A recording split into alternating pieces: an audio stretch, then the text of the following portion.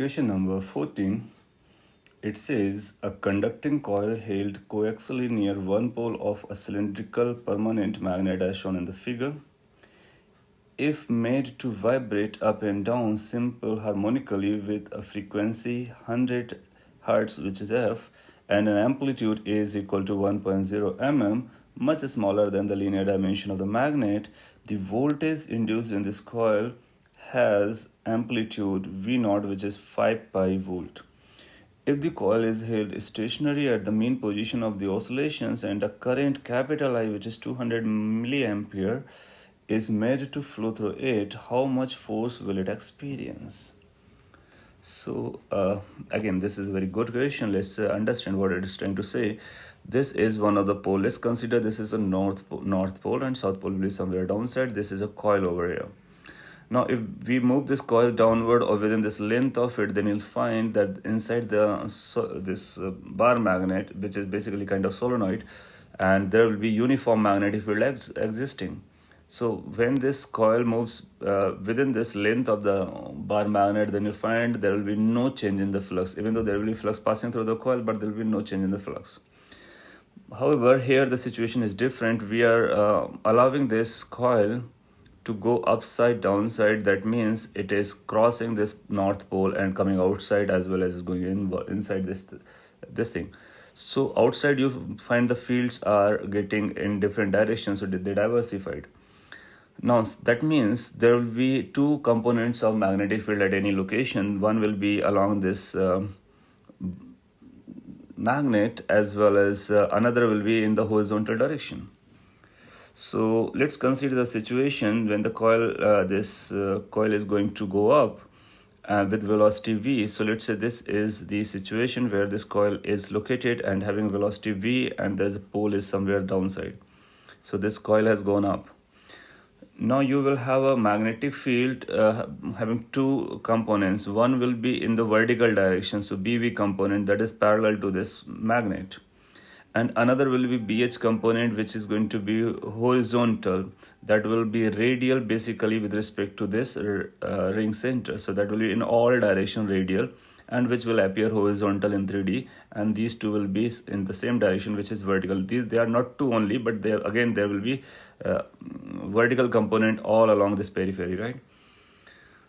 Now, because of this thing, with this velocity, we will find there's going to be induced EMF in the coil. Now, how the induced EMF is going to come, let's think about. Induced EMF will be coming by the formula V cross B dot dl. Then you'll find V cross B dot dl. In that case, dl and V and B must be mutually perpendicular, right?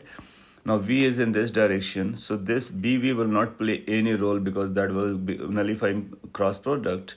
So horizontal component of magnetic field going to play the role. So we will use this BH, this V, and the DL, which is across the periphery of this thing. So that means on this circumference. Now you look at this circumference direction DL and BH and this V, all three will be mutually perpendicular. When they are mutually perpendicular, then induced EMF turn out to be BVDL. Now we need to integrate this. BH is going to be constant because this is symmetrically horizontal, so radial symmetry will be there. So BH will be all along at that particular location constant, right? V is the velocity of this oscillation at that instant, so that's V. And then we will integrate DL for all across this periphery, so that will become 2 pi r. So this will be the induced EMF in this coil when this coil is oscillating. Now we need to find the amplitude of EMF because that is given to us. So this is EMF. Its amplitude will be decided by the amplitude of velocity because this velocity will be undergoing this SHM. So we know this velocity in SHM is like V max into sine omega t or cos omega t or something like that. That means amplitude of this V is going to be maximum velocity, which comes out to be A, which is the amplitude of oscillation, into omega, that means frequency, angular frequency of oscillation. This is from SHM, we all know. Now we can replace this V by its max value, so it will be like V naught, the amplitude of this EMF, as 2 pi r BH into V max, which is A omega. Now this quantity has been given to us as a 5 volt. We will use later on, right? From here, that means V0 is given to us. From here we can find out this BH. Now BH is going to be like V divided by 2 pi r a omega. Moreover, since we are using this velocity at max value and that occurs at its mean position, so when this is going to oscillate, the maximum velocity will be appearing at the mean position, which basically says this magnetic field's horizontal component is of the location where the ring will be at its mean position. Furthermore, I current is now flown through this coil when it was at mean position. So that means we will use this BH. Then because of this BH, there is going to be net force acting. Now, at that location, there will be BV as well. But when we are flowing the current through this, then you'll find the force due to BV will be coming radial, I dl cross B. So dl cross BV, when we do that, will come radial. And radial forces will add up to 0.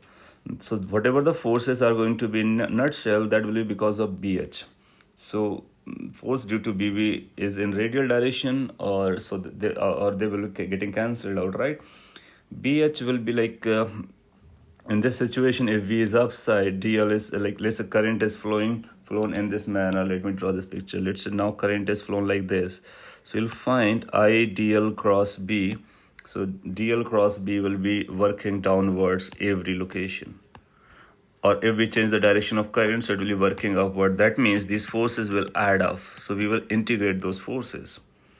So that comes out to be net force, which is going to be like I, that will involve BH into DL. Now again, since BH is of the mean position, which we have already calculated, I is a constant, BH is a constant at this location. DL is going to be like integration on the entire periphery, so that will be 2 pi r. So the net force is going to be I BH 2 pi r. Now BH we have already found out, right? So that was V0 divided by this thing. So we will write it like I into 2 pi r into BH, which was V0 divided by 2 pi r a omega. Then you see like 2 pi r getting cancelled out. So F turned out to be V0 into I divided by omega into A. And omega can be replaced as 2 pi F. So that becomes 2 pi F into A. So that becomes the expression for the force that will act if this capital I current runs when this coil was at its mean position. So that's net force acting, and it will be vertical force, right? So as I explained, the direction either downward or upward depending upon the directions of current. So that will become our force that will be experienced by this coil. Now we can find its numerical value because V0 is 5 pi and I is 200 milliampere, and then 2 pi is as such, F is 100, and then this A is 1 millimeter. So these numbers are getting cancelled out and you'll find it will be left as 5.